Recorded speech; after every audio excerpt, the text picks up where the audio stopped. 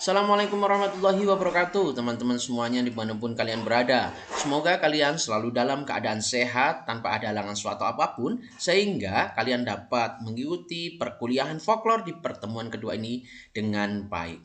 Kita akan melanjutkan pertemuan pertama kemarin yang membahas terkait dengan RPS, jadwal perkuliahan, penugasan, penilaian, dan juga referensi buku yang mungkin harus kalian beli dan kalian miliki. Juga dengan tata tertib yang harus kalian taati. Untuk menyempurnakan perkuliahan kali ini, marilah kita berdoa agar apa yang kita lakukan dapat menjadi berkah serta mendapat ilmu yang berguna bagi masa depan kita. Berdoa menurut kepercayaan dan agamanya masing-masing dipersilahkan. Sudah selesai. Ya teman-teman semuanya, seperti perjanjian di pertemuan pertama bahwa kita harus tetap menyalakan kamera dan tidak boleh meninggalkan tempat kecuali seizin dosen. Apabila ada hal-hal yang mungkin perlu kalian siapkan, silahkan kalian siapkan agar perkuliahan ini dapat berjalan dengan baik. Sembari teman-teman kita menyiapkan dirinya, kita dengarkan lagu daerah yang akan kita pelajari di pertemuan kali ini.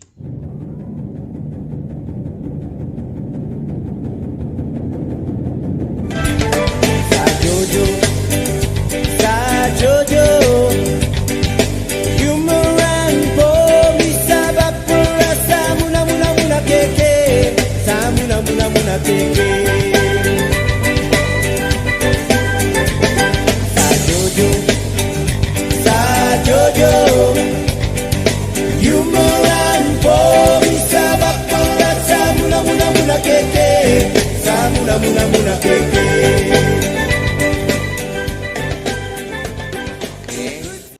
Teman-teman semuanya, kali ini kita akan membahas sub CPMK yang kedua, yaitu terkait dengan penjelasan pengertian ya dari folklore, ruang lingkup kajian, ciri, sejarah, dan bentuk folklore sebagai bagian dari kebudayaan Indonesia. Materi yang akan kita pelajari hari ini sebagai berikut. Pengertian folklore, ruang lingkup kajiannya, ciri-ciri folklore, sejarah pendokumentasian folklore, fungsi folklore, dan bentuk dari folklore itu sendiri. Kita ke pengertian dari folklore. Folklore itu terdiri dari dua kata atau secara epistemologi folklore terdiri dari folk, kata folk, dan lore atau masyarakat dan tradisi. Folklore secara bahasa dapat diartikan sebagai tradisi masyarakat. Nah, hal ini pasti sudah akrab dengan pemahaman kita tentang tradisi yang ada di sekitar kita. Banyak sekali tradisi-tradisi yang saat ini masih ada atau bahkan mulai ditinggalkan karena modernitas. Nah, tugas kita sebagai seorang akademisi nantinya yaitu bisa memahami pentingnya dari folklore itu serta kegunaannya bagi masyarakat dan kita ajarkan bagi peserta didik kita sehingga tradisi tersebut tidak punah atau kembali eksis. Folklore dapat diartikan sebagai tradisi yang dimiliki oleh suatu masyarakat tertentu yang memiliki bentuk pengenalan fisik, sosial, serta kebudayaan yang sama dan dapat dibedakan dengan masyarakat yang lain. Bentuk pengenalan fisik di sini bisa dari warna kulit, warna rambut, ya. Kemudian sosial itu bisa dari strata sosialnya atau kelas sosialnya, serta kebudayaan yang sama. Dengan begitu, pengenalan ini bisa berarti perbedaan suku atau perbedaan strata sosial yang masing-masing memiliki tradisinya sendiri-sendiri dan berbeda dengan tradisi dari masyarakat yang lain. Jadi, folklore itu milik masyarakat tertentu yang dapat dibedakan dengan masyarakat yang lain. Masyarakat Jawa memiliki tradisinya sendiri, masyarakat Minang memiliki tradisinya sendiri, pun juga dengan Papua yang tadi lagunya kita dengarkan, dia juga memiliki tradisinya sendiri. Ruang lingkup kajian folklore. Kalau kita berbicara terkait dengan tradisi, folklore ini memiliki ruang lingkup yang sangat banyak, yang cukup lebar, ya.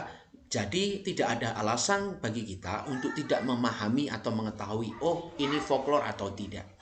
Lah, yang pertama adalah cerita prosa tapi tradisional, ya. Lah, tradisional ini terkait dengan mitos, legenda, kayak gitu ya, ataupun juga dengan cerita-cerita lain ya yang masih istana sentris, belum diketahui siapa penulisnya dan sebagainya. Barangkali sekarang anak muda mulai meninggalkan atau tidak meyakini cerita-cerita tersebut. Tapi sebagai masyarakat akademis, tugas kita adalah meluruskan setelah kita menganalisis dari isi atau manfaat tersebut. Sebagai contoh teman-teman, apabila di wilayah Anda terdapat pohon besar, kemudian ada cerita mitos di dalamnya yang dipercayai oleh masyarakat, kita dapat melihat dari sisi bahwa dengan adanya kelestarian pohon-pohon tersebut, maka udara di sekitarnya akan tetap segar, sejuk, pun dengan burung-burung, sumber mata air dan sebagainya. Jadi ada hal yang penting dari folklore itu yang barangkali sekarang mulai ditinggalkan karena dianggap kuno. Lah, itulah tugas kita nanti. Bagaimana menjelaskan kepada mereka bahwa folklore ini berguna bagi kehidupan masyarakat. Terkait dengan ruang lingkup yang kedua yaitu bahasa rakyat. Bahasa rakyat itu terkait dengan bahasa daerah yang kita miliki, Jawa, bahasa Minang, ya, kemudian bahasa Betawi dan sebagainya, itu terkait dengan ruang lingkup folklore. Ungkapan tradisional, nyanyian rakyat, ya, teater rakyat, arsitektur rakyat, permainan rakyat, dan yang terakhir adalah seni lukis. Semua ini merupakan ruang lingkup kajian folklore. Jadi cukup luas ya kajian folklore itu. Nah, sebelum nanti kita jelaskan satu persatu, kita mulai ke ciri-ciri atau karakteristik dari folklore tersebut yang membedakan dengan hal-hal yang tidak dianggap sebagai tradisi masyarakat. Pertama, penyebaran dan pewarisannya secara lisan. Nah, di sini kita kembali ke contoh tadi, prosa tradisional tadi ya disampaikan secara lisan, seperti mitos tempat tadi bukan sesuatu hal yang ada di tulisan gitu, bukan ya, tapi disampaikan dari kakek ke ayah, kemudian ke kalian, ke warga yang lain dan sebagainya dengan cara lisan. Kemudian bersifat tradisional, artinya belum didokumentasikan. Kemudian dalam versi-versi bahan varian-varian yang berbeda. Kemudian bersifat anonim karena tidak diketahui siapa penulisnya. Pokoknya cerita itu atau folklore itu sudah ada begitu saja. Kalau kita lacak siapa yang membuat, kita tidak bisa karena bersifat anonim. Kemudian juga mempunyai bentuk berumus atau berpola. Kemudian mempunyai kegunaan dalam kehidupan bersama suatu kolektif. Tadi saya contohkan dengan pohon tadi. Kemudian bersifat pralogis. Artinya seringkali menceritakan hal-hal yang di luar nalar. Terlalu fantastis gitu ya. Kemudian pada umumnya bersifat polos atau lugu. Kemudian menjadi bagian bersama kolektif. Artinya milik bersama, milik masyarakat bersama. Kemudian kita ke slide berikutnya terkait dengan sejarah pendokumentasian folklore. Teman-teman semuanya, di Indonesia menurut bukunya Dananjaya bahwa pendokumentasian folklore di Indonesia itu dapat dikatakan telat gitu ya, karena baru dilakukan di tahun 1908. Kalau Anda ingat Sumpah Pemuda lah, inilah tahun di mana Sumpah Pemuda itu ada gitu ya. Lah, dengan begitu ketika kita ingat tahun 1908 tersebut, mulai bergeliatnya atau hidup bahasa Indonesia sebagai bahasa persatuan dan sebagainya, menjadikan Belanda waktu itu perlu membatasi bacaan-bacaan sehingga nantinya masyarakat tidak melakukan pemberontakan atau makar gitu ya.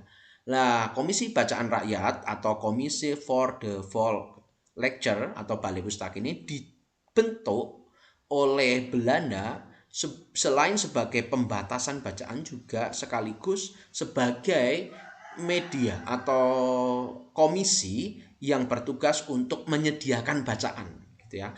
Lah, bacaan-bacaan yang disediakan diantaranya terkait dengan folklore.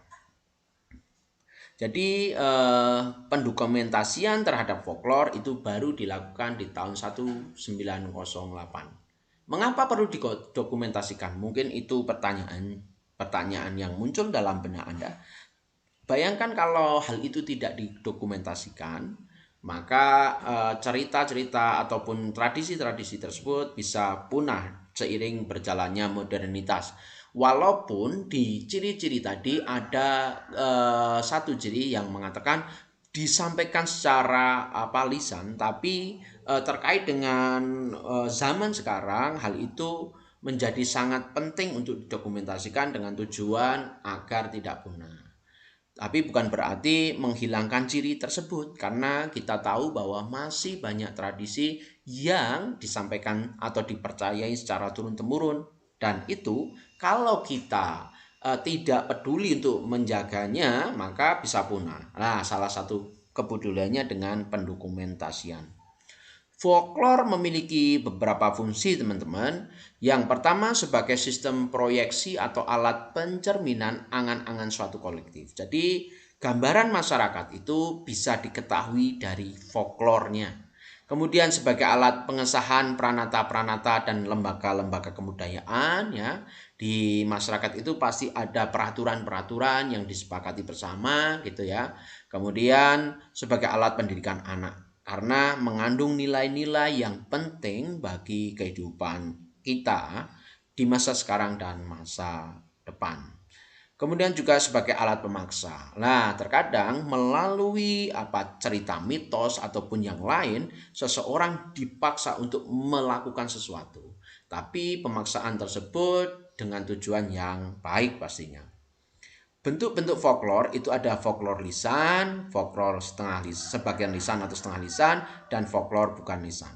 Folklore lisan ini terkait dengan dongeng, mite, anekdot, legenda, pantun, syair yang tradisional yang disampaikan secara turun-temurun secara lisan gitu ya. Kemudian terkait dengan sebagian lisan itu ada tradisi masyarakat ya, kemudian juga gobak sodor, permainan-permainan masyarakat, congklak, petak umpet dan sebagainya. Jadi sebagian lisan itu ada yang terkait dengan tradisi atau kepercayaan masyarakat, juga dengan permainan rakyat. Yang selanjutnya folklore bukan lisan itu terkait dengan tadi pakaian, makanan, minuman, juga dengan arsitektur bangunan. Nah, teman-teman, mungkin itu saja yang bisa saya sampaikan untuk hari ini. Tugas Anda di rumah setelah mendengarkan mata kuliah ini yaitu bacalah dari beberapa sumber atau berbagai sumber yang membahas tentang folklore. Kemudian saya minta untuk meringkas terkait dengan periodisasi penelitian folklore di Indonesia. Kemudian carilah masing-masing 3 contoh dari ungkapan tradisional, contohnya apa saja, nyanyian rakyat, contohnya apa saja, teater rakyat, arsitektur rakyat, permainan rakyat, dan seni lukis selain yang sudah saya sebutkan tadi ya. Kemudian identifikasi ciri dan fungsi dari tiap contohnya.